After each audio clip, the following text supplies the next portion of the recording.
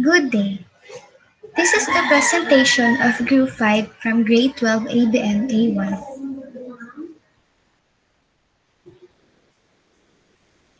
Davao Region is one of the regions in Philippines that located in southeastern portion of the island of Mindanao, surrounding the Davao Gulf. The region consists of five provinces, namely Davao de Oro, Davao del Norte, Davao Oriental, Davao del Sur, and Davao Occidental. Aside from its forest land and fertile fields, the region is famous for its rich mineral resources such as gold, copper, manganese, and nickel are found in this part of the country. Davao region has its own contemporary art in various aspects, also wherein it is hybrid given its colonial history and current circumstances as a city that weaves a different cultural fabric. Craftsmen and cultural laborers have been revamping the spaces of the city and organizing this place in pragmatic spaces for a quite few years at this point. They have always been resilient and resourceful. As we go on, let's tackle the art and culture in Davao City, Philippines. If you're a tourist, one of the places that you should highly consider is definitely going to Davao. The identity of Davao City, Philippines comes with an enriching experience for any visitor to discover the soul of the city through its people and traditions. Multiculturalism runs deep in Davao City, thus, it echoes in its tagline, Life is Here. Tourists in Davao City can also experience its rich culture, full display of their musical instruments, colorful attires and trinkets, and even harvest from their own farms. Glimpse of their traditional dances and fitting of their traditional attires, as well as trying different delicacies from the different tribes could also be experienced. Christian churches and chapels dot the city's architectural landscapes along with temples, mosques, and other places of worship since Christian Catholic dominates in Davao City as well. And lastly, it is known as the melting pot of all cultures, making the city an exciting place to visit. And now let us move on to the visual arts of Davao. Our first example of visual art is the Messenger. It is a freestanding sculpture made by a Davaoeño artist Rob Daniendo in year 2020. It is created for an online exhibition called Distance. This sculpture is 12 inches big and is created out of clay. The artist has also used the technique faux bronze to mimic an actual bronze sculpture. To achieve this, the artist has used primer gray, which guarantees a finer adhesion of the black and metallic paints. According to the artist itself, the messenger is an apocalyptic angel who comes to warn people of the approaching danger, and that warning is related to COVID-19. As the artist said that the tattered scarf covering the sculpture's lower face symbolizes the coronavirus pandemic, which tells people to wear a mask. And lastly, the artist also added that the sculpture's mask and outfit is inspired from Grifter of the Wild Sea 80s and Spawn. Another example of visual art is my left breast. It is an abstract art that is made by the Vavenia artist Elenita Dumlao in year 2015. This painting became the central piece of Dumlao's art exhibition in 2015, and according to her, it took her 1 year to finish the artwork. With a canvas that is 35 inches long and 46 inches wide, the artist has managed to put different elements inside the masterpiece. Not only it is created using acrylic paint, but the yarn was also incorporated, making it an example of integrated art. And lastly, contrast to the colorful and bright portrayal of the painting, behind it is a battle that the artist itself has tackled. The artist of this artwork is a breast cancer survivor, and according to Dumlao, this painting has become her coping mechanism towards her healing process. But despite this saddening event, the artist decided to make the theme festive, showing an outburst of joy, depicting a celebration, strength, and a feeling of feeling blessed for being alive. Despite the colonialism that the Philippines has experienced, the rich cultures are still left behind. and one of those is Davao's rich architectural past, which is Ata. Ata is a tribal house that is located at the districts of Marilog and Paquibato and other neighboring areas of Davao City. This tribal house is made out of round timbers, and its roof is made out of cogon grass, or commonly known here in the Philippines as manok manok. As you can see in the picture, this tribal house is elevated, and that reason is to avoid the pangayaw or clan wars. The stairs of Ata are also made out of a single piece of sturdy, round timber, which the residents can take out once they are about to sleep to avoid pangayaw or clan wars.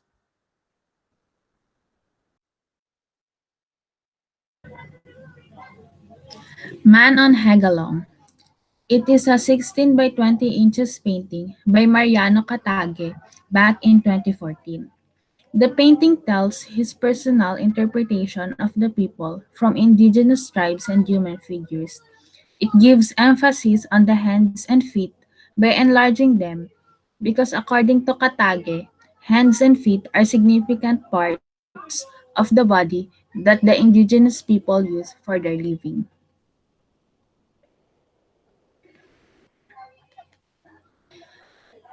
The last painting is from Don Mangilimutan.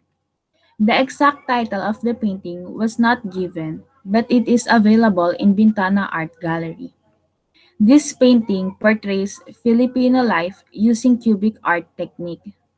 It is a barrio style fiesta themed with Filipinos wearing vintage clothing.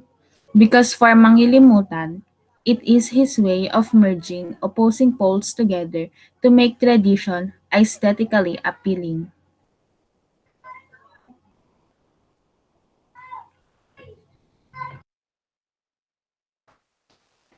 As for the literary arts in Davao region, we have the legend of Fruit Durian. The legend of Fruit Durian is one of the literary arts that existed in Davao. The story tells about the origin of the fruit durian in Davao. It says there that the fruit durian came from when an old woman living alone on the foot of the mountain named Old During suddenly disappeared and a stinky smell started to spread in the community. And it happened that a tree with a fruit that has a very hard shell and sharp thorns that they do not know was seen in Old During's house. After harvesting it, they called it Duringyan in Filipino until it was since it was from Old During's house until it became durian.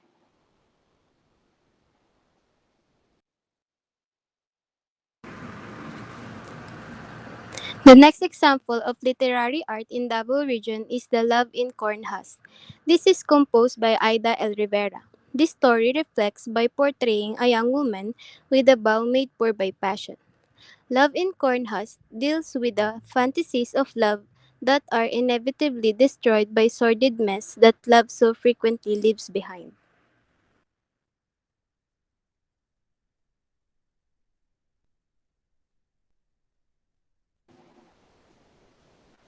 Next is the performing arts. Kadayawan Festival, Indak-Indak sa Kadalanan. The Indak-Indak sa Kadalanan or street dancing is one of the most awaited events during the Kadayawan Festival. Indak means dance and Kadalanan means street. It is essentially a street dance competition inviting contenders from as far as the Cotabato provinces, and Davaoenos and visitors gather together to witness the competition despite the heat of the sun. The competition was divided into two categories, open and Davao-based. During the street dancing, you will see a one-of-a-kind competition that beautifully displays the diversity of the tribes and the Lumad heritage in Mindanao.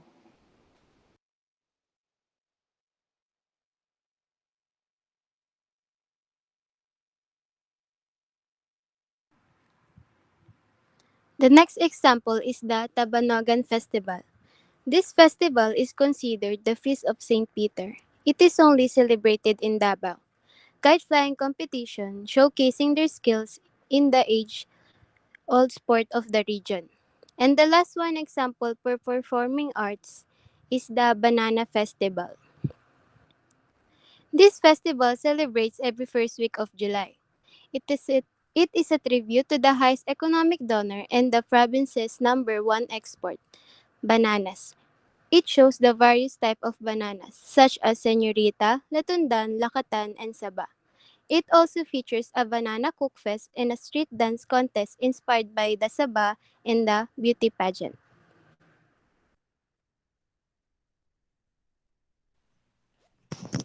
Let us now go to the Filipino artists.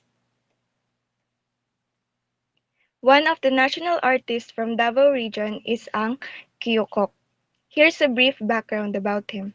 Ang Kyukok is a Filipino painter that was born in Davao province. He studied at University of Santo Tomas in year 1952 until 1954, where Vicente Manansala became his mentor, who is a Filipino cubist painter, illustrator, and also a recipient of Order of National Artist of the Philippines.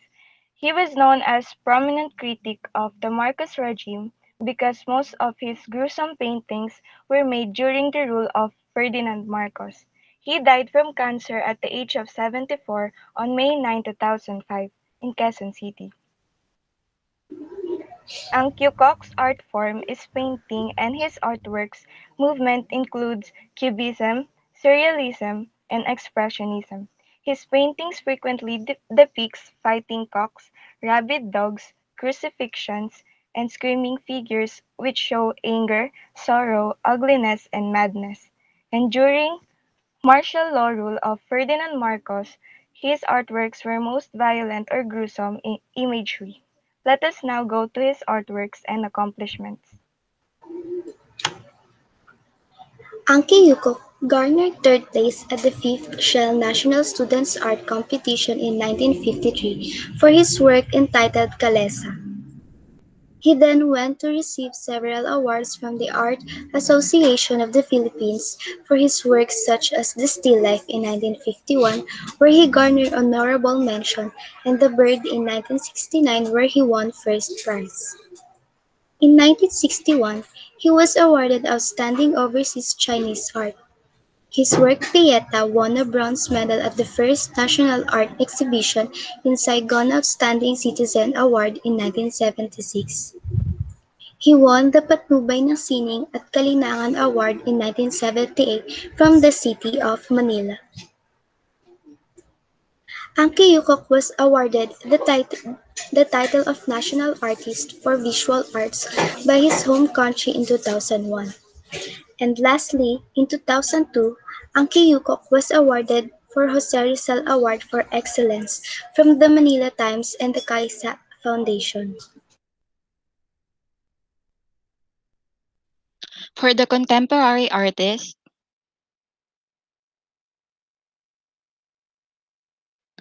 one of the Filipino contemporary artists in Davao region is Victor Bong Espinosa. He was born in Matina, Davao City, and is now living with his wife and three of his children. He was influenced and mentored by his father, Mr. Pedro Pete Espinosa, a late commercial art and sign painter. Siya yung tumulong sa kanya on doing arts as well as kung paano niya may improve yung mga artworks niya. Kaso they have misunderstanding sa preference nila on arts. Aside from that, he studied at Holy Cross of Davao College for his high school. Sa school na yun, doon siya na-mold because of different contests na sinalihan niya. He is also a graduate of architecture in University of Mindanao. After a few years, he went to Manila para makapag-aral ng fine arts, kaso nga lang hindi siya pinalad at kailangan niya magtrabaho for survival sa isang multi-advertising firm sa Makati. Moving on, Mr. Bong Espinosa is in a field of visual arts, in drawing and painting. He's an artist through continuous exposure, self-study, and art practice. He is also a fond of using brush strokes innovated into embossed lines. His modes of representation includes modern neo-ethnic art with Mindanaoan concepts, motifs, and colors. He also loves creating mandalas on his artworks as they create a deep connection with the artist.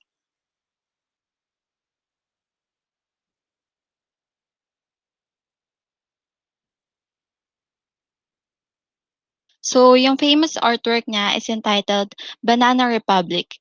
Ito yung sinali niya sa contest pero nag-failed siya manalo. Nevertheless, namangha rin yung audience dito and binili yun ni Metro Manila's former mayor Lito Atienza. Banana Republic is his first sold artwork.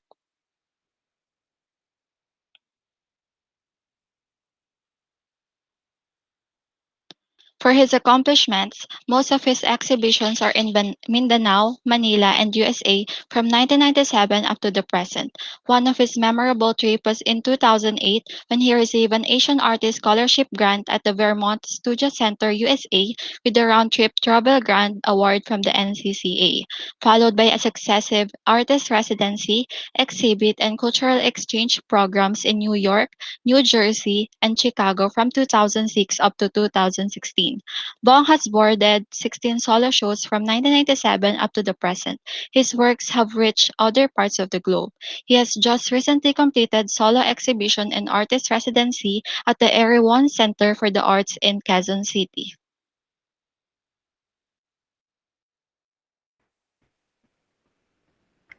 We chose Salintamonon as a Gamaba o Gawad sa Manlilikha ng Bayan awardee in Davao Region. She was born on December 12, 1920 in Bansalan, Davao del Sur. She is from the ethnic group of Tagabawa Bagobo, which is one of the largest groups among the indigenous people of southern Mindanao. She is a textile Filipino weaver. She learned how to weave by her mother at the age of 12. Because of her desire to excel in these arts, she enabled herself to learn quickly. At the age of 65, she can even identify the design and the maker of a woven piece just by a glance. Because of her weaving skills, her father received a high bride price from her husband. She built a solid reputation for her works and design, thus the demand for her fabrics continuously grows. She continued to weave as a source of her income after her husband died. She was known as the last Pagobo weaver together with her sister. She passed her legacy to the younger generation through the School of Living tradition in Barangay Bitaug, Bansalan, Davao del Sur. She died on June 4, 2009.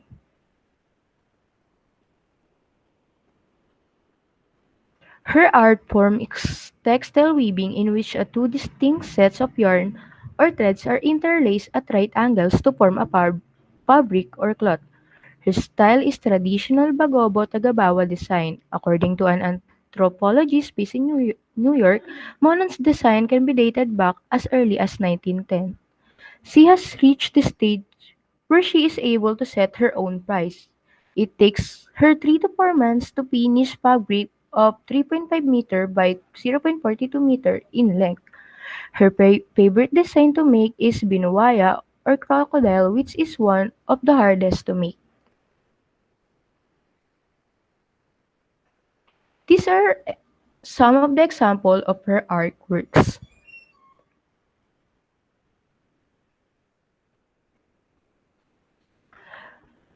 Her accomplishment is she became the recipient of the National Living Treasures Award in the year of 1998.